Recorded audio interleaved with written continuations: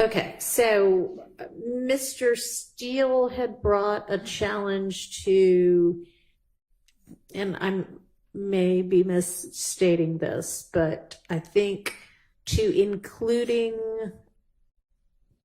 for the jury's consideration, I guess, overt acts that occurred prior in time to the RICO statute. Is that right? Or is it not? It could be not right. I think it's right. Okay. For verdict. So the example that, the obvious example that I use in my mind is there's 191 overt acts. Right. And let's say overt act, the rental of the Infinity happens on January 7th of 2015. That's the only overt act that's proven. Every other 190 are not proven. There would not be a conspiracy because the overt act is not within 5 years. So my point is, I understand that the conspiracy allegedly continues and the state of Georgia can put in, if the court permits, different examples of predicate acts and overt acts. And do you agree that they can put in for consideration overt acts that occurred further back in time than the 5 years? Yes, the case law says that that's so appropriate. Is your argument just that unless at least one of the overt acts that the jury finds,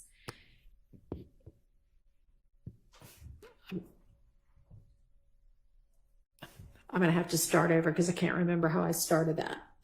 Unless at least one of them is within that 5-year statute, then they can't be convicted. That's your argument. Yeah. Perfect. I mean, I think y'all agree with that. That it didn't sound like, that isn't what I understood your argument to be before, but if that's what your argument is, then yes, I agree. That appears to be the law. So I'm not hearing that he's asking that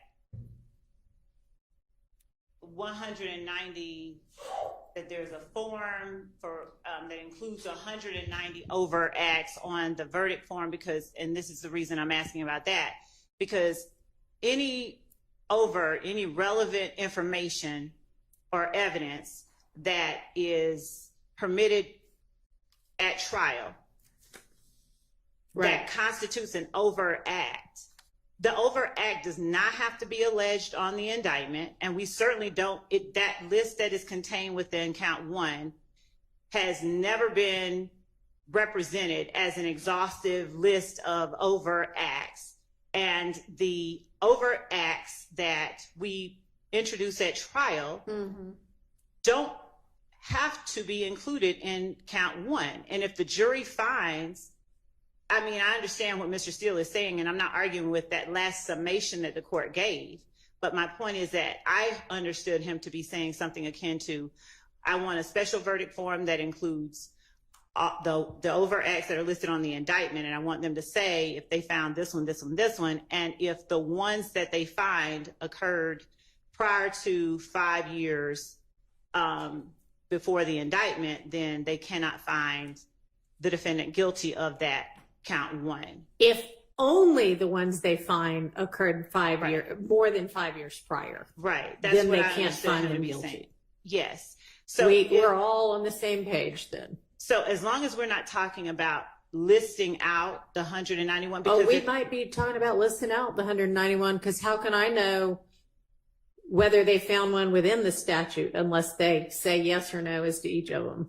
Well, they could state, they don't have to.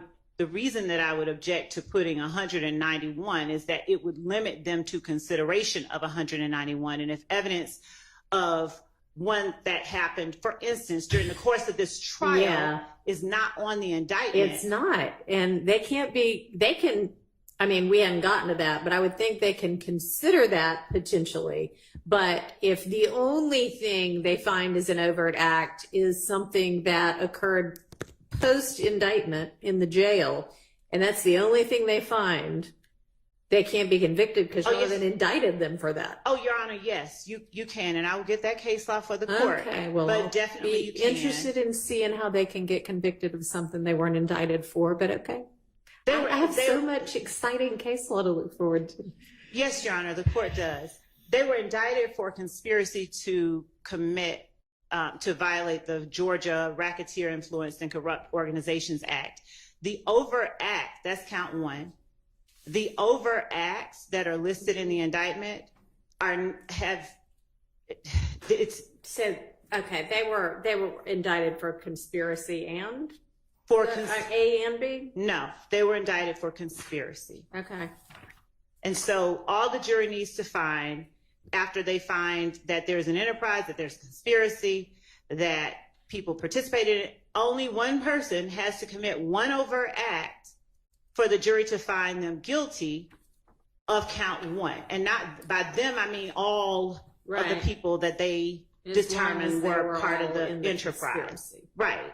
So if they find and believe that during the course of this trial, an act that is considered that can constitute an overt act was committed by either one of the defendants, then they have what the law requires to convict each of the defendants that they find participated in or conducted this conspiracy guilty of count 1. So the notion that you enumerate 1 through 191 overt acts, and that you limit the jury's consideration to whether or not the overt act that they find the one person committed is within these 191 acts is not an accurate statement. All right, well, give me the law on that. That really wasn't what I was trying to address anyway. But I mean, obviously we're going to have to deal with that as well.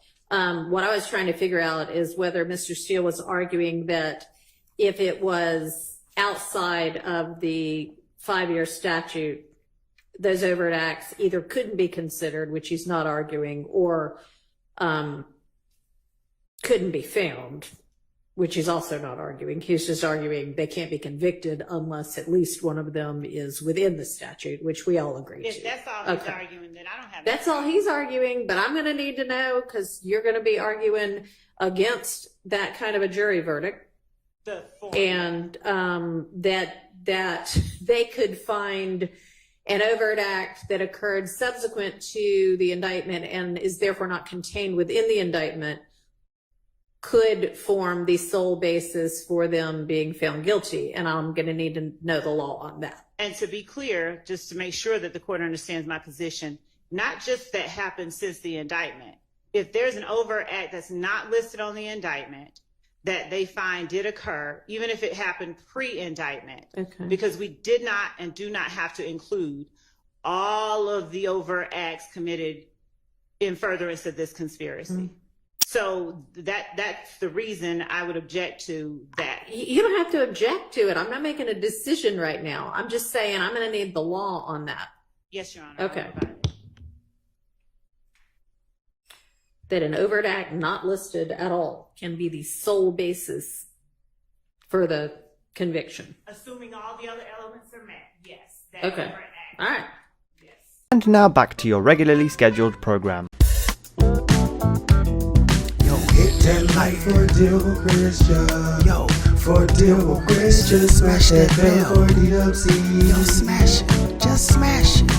Hit that like for a deal with Christian. For a deal with Christian. Smash that bell for DWC. Yo, smash it. Just smash it. Hit that like for a deal with Christian.